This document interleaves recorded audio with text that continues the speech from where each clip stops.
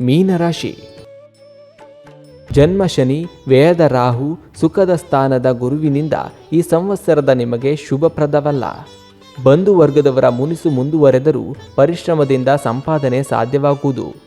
ಧಾರ್ಮಿಕ ಶೈಕ್ಷಣಿಕ ಕಾರ್ಯಗಳು ಸಿದ್ಧಿಯನ್ನು ಕಾಣುವವು.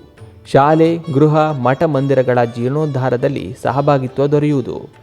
ಏಪ್ರಿಲ್ ಹಾಗೂ ಮೇ ತಿಂಗಳಲ್ಲಿ ಪೂರ್ವ ಪುಣ್ಯ ಸ್ಥಾನದ ಉಚ್ಚ ಗುರುವಿನ ಸಂಚಾರವು ಕತ್ತಲ ರಾಶಿಯ ಆಕಾಶದಲ್ಲಿ ಬೆಳ್ಳಿಯ ಸಂಚಾರದಂತೆ ಸ್ವಲ್ಪ ಮಟ್ಟಿನ ಶುಭ ನೀಡುವುದು. ವಿವಾಹ ಯೋಗ, ಸಂತಾನ ಲಾಭವಾಗಬಹುದು.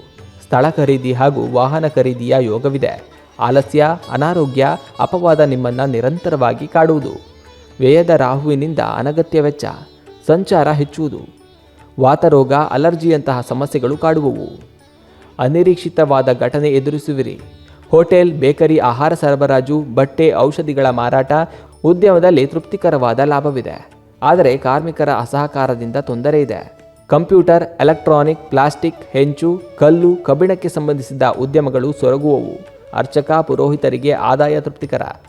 ಅರಿಷ್ಟ ಪರಿಹಾರಕ್ಕಾಗಿ ನರಸಿಂಹನನ್ನು, ಮುಖ್ಯ ಪ್ರಾಣ ದೇವರನ್ನು ಭಜಿಸಿರಿ. ಪುಷ್ಯರಾಗದ ದಾನ ಧಾರಣೆಯಿಂದ ಶುಭ.